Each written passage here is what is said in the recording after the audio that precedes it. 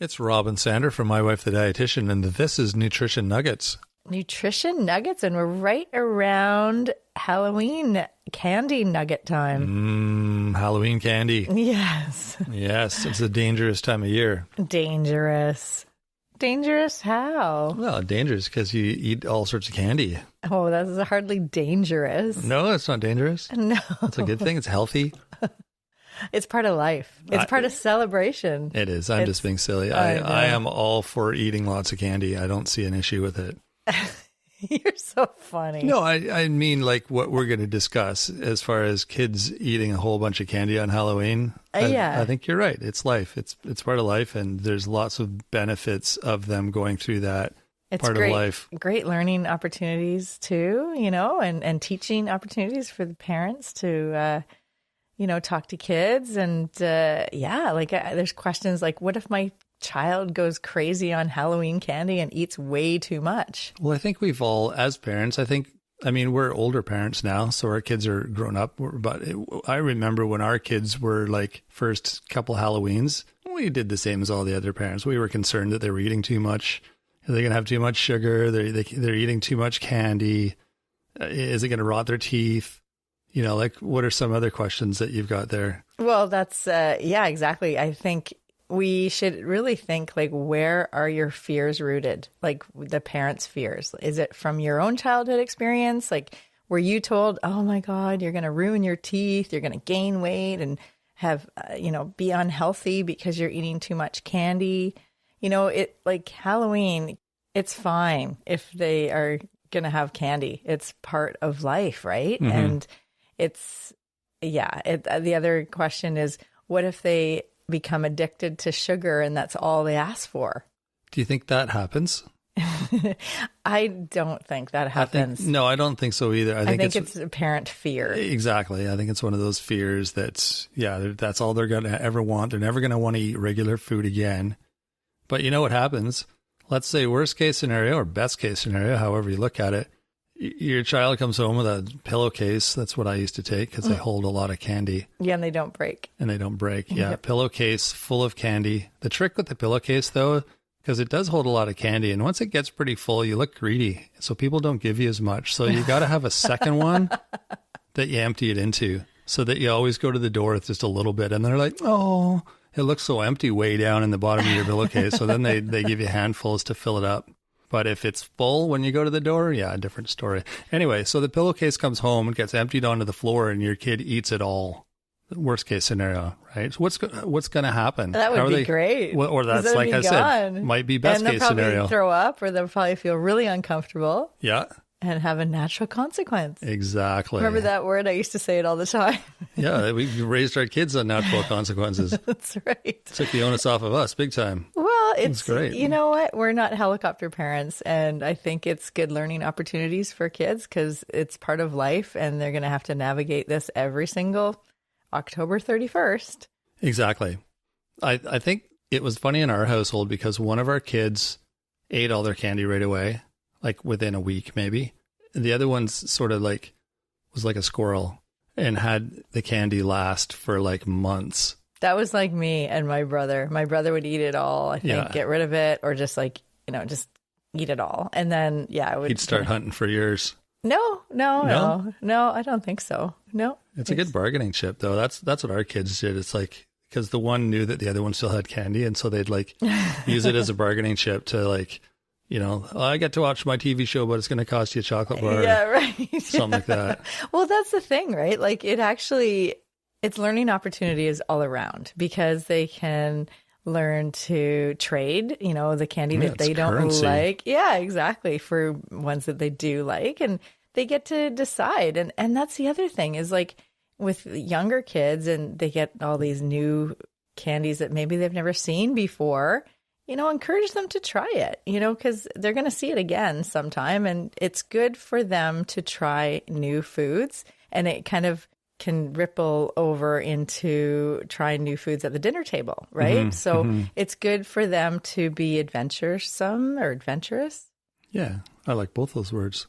Yeah, and be brave and try new things and see how it tastes, see if they like it. And, it's curiosity, right, is good. And it is good for kids to be exposed to these things because it's part of their social life for the rest of their life. Exactly. And it's part of the whole Halloween experience too. You know, like they get dressed up, they go out on this big adventure and it's quite exciting. And they like the most exciting part, well, not the most exciting, but it's definitely one of the most exciting parts is coming home and emptying your bag on the floor and seeing what all is in there. Yeah. It's their independent experience. Yeah. You know, like I know some parents are just sitting like right away getting there. Oh, you can't have this and you can't have that. I mean, that's just like what a way to like totally like stifle the experience for them. Just let them have the experience. Make sure it's safe. Obviously, you know, you don't want to be, you know, the razor blades, the apples with the razor blades. You want to pull them aside. I think that was an urban myth. Sure. I know, right? Yeah, who knows? But anyway. But yeah, let them have it. It's once a year, you know, like if kids did this every day, it might be a different story. It would definitely be a different story. Although I think they would learn. And that's the whole idea is let them have the experience, let them have some natural consequences and learn what it feels like to eat a whole bunch of candy before they go to bed. Yeah. And don't be a helicopter parent and worry like or micromanage their candy, you know, like let them enjoy and have this experience. And it's part of the celebration of Halloween. Mm-hmm. Yeah, I agree. And yeah, I mean, you are still in charge of what food, when, and where it happens, right? Like when they eat and everything in terms of meals and snacks. So if the candy's lingering, you know, talk to your kids and... Well, how do you think the candy should be managed? Do you think that the child should keep it and eat it whenever they want? Or do you think the parent should be involved a little bit with... Depends on the age of the kids. Sure. Okay. Yeah. Fair enough. Yeah. But I mean, maybe they'll take it to school and have it for their snack at, you know, recess or have it with dinner or whatever. Like, so you can do that together. You talk about it together and make a plan. So it's more of it's not like the parent tells me to do this. Yeah. So make sure the child is involved in that decision process. Yeah. Yeah. We don't want to raise kids that have these ideas of, you know, junk food is so bad and I'm going to, you know, my teeth are going to rot and I'm going to be unhealthy if I eat it. And, you know, it can really lead to disordered eating thoughts and, you know, and lead to chronic dieting and all the... Yeah, just all the craziness that comes down that road. You know, though it's kind of an early introduction to diet culture, really. Mm-hmm. If you think of some of the controls that we put on that kind of food in that kind of situation at a young age, you know, anytime you're controlling anything that has to do with food or eating behavior, that's leaning towards, you know, having an unhealthy relationship with food. Yeah. And you don't want to start that at a young age. That's right. It's like that deprivation, right? And what happens when you're deprived of something, you want it even more. Yeah. So it's like the kids that like live at home and then they go to college and then...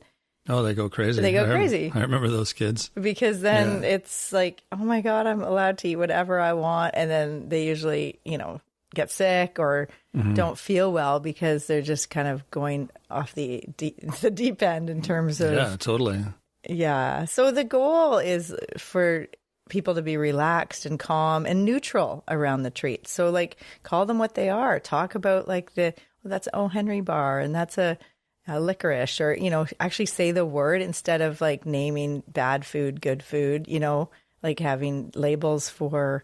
Yeah. Like junk. Don't call it junk food. And like, yeah, whatever other words people use, I guess. Yeah. Just like call it what it is. Like just name it what it is. And then just have, you know, if it's going to be at dinner, then that's part of the dinner. And it's just like dessert too. Like instead of calling it something that. Like putting it on a pedestal, I think is what you're trying to say. Like if you put a big spotlight on it and put it on a pedestal, it'll make it seem like it's this really special thing. And it isn't. It's just another food that we eat. Yeah. It's just like, oh, you only get to eat your ice cream if you eat your broccoli. You know, it's kind of like you get a reward to eat broccoli. So broccoli must be pretty bad if I have to get a reward to eat it. And then they just think, oh, vegetables, yuck. You know, so it's got to be like, I think it just has to be part of life and not to get too ramped up about it and worried. Mm-hmm. And what about adults?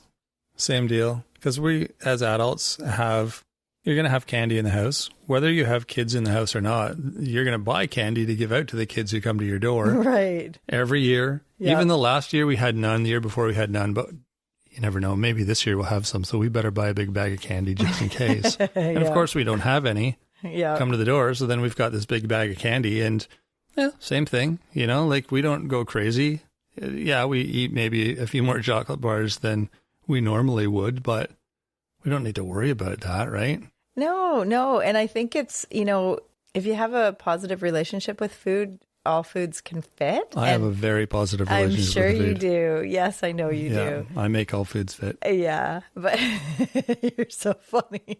But like you think of 80-20 rule. We've talked about that before, right? Mm-hmm. Where you're eating pretty well most of the time, and 20% of the time you have treats or, you know, things that are special to you.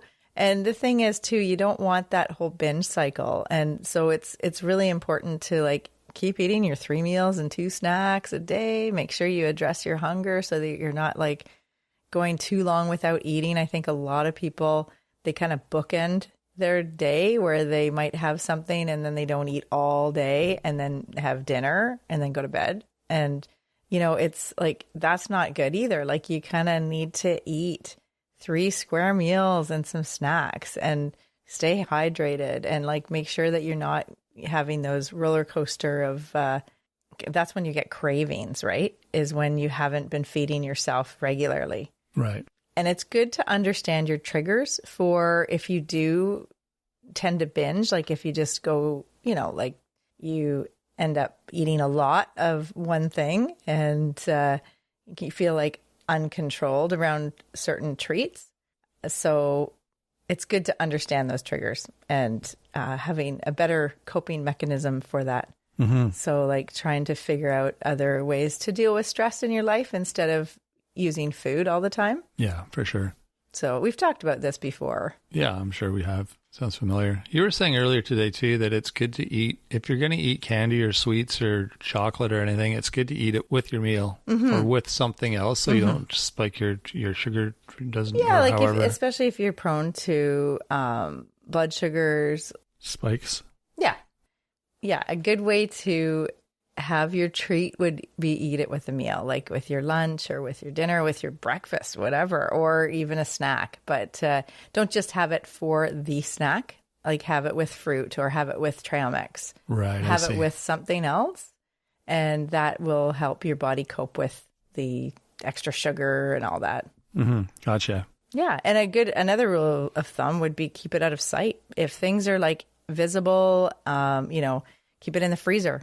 If you really don't want access to it, just, if you out of sight, out of mind. Mm-hmm. I don't know if you've ever hidden chocolate and find it like, I don't know, months later. And it's like, oh, I guess it's kind of old. You just said that about the chocolate we had. You're like, we better eat it. It doesn't last forever. Well, and I find hidden chocolate bars all over our house. I don't know who's hiding them, but I find them all over the place. There was 4 people in this house. It's pretty funny because the kids figured that out ages ago, and they knew all your hiding. We all knew all your hiding spots. We just never told you. Bottom of the dirty laundry containers. That's a great spot. One. Yeah, yes, yeah. That's so funny. Yeah, no, and also like if you're gonna have something, like make it count. Like enjoy it. Totally. Like don't just eat the crappy old stuff that you don't even like. Like if there's candy in there that you don't even like, why would you waste it on that? Like just eat the things that you really love.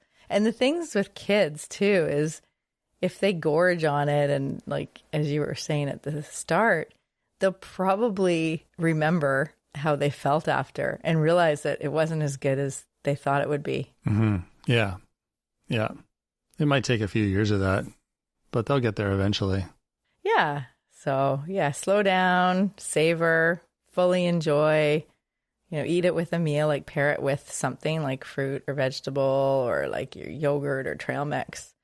Make sure you're drinking lots of water, lots of hydration. That's always important. and share your treats and Yeah, maybe exactly. donate them to other That's places. a really important one. Share them with your parents. That's right. Yeah, I hated that when the kids would come home and you'd see something just awesome in their bag and they're like, nope, it's mine. I'm like, really? Can I just have a bite? Nope, it's mine. Like, all That's right. right. And for adults, I mean, it's trying to have a gentle approach with nutrition and not be so hard on yourself. It's long-term perspective. It's a journey. Get off the diet roller coaster cycle because it doesn't work. And usually it's more detrimental in the long run. Mm-hmm. Yeah, that's a whole nother week of episodes right there. Yeah, absolutely. Totally.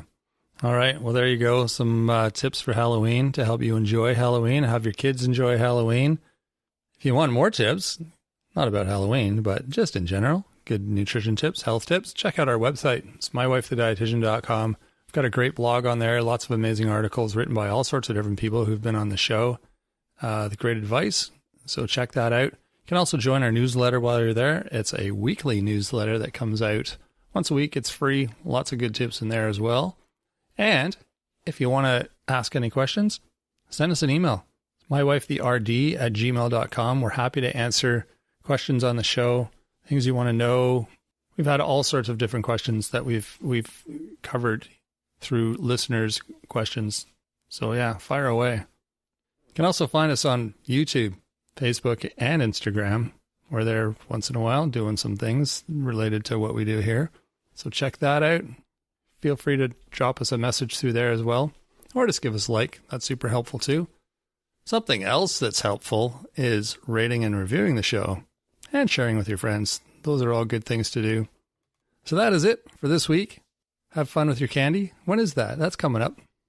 It's coming up, I guess, soon enough. But yeah, you're going to have candy in your house soon enough. So yeah, have fun. Enjoy. We'll be back next Monday with a full episode.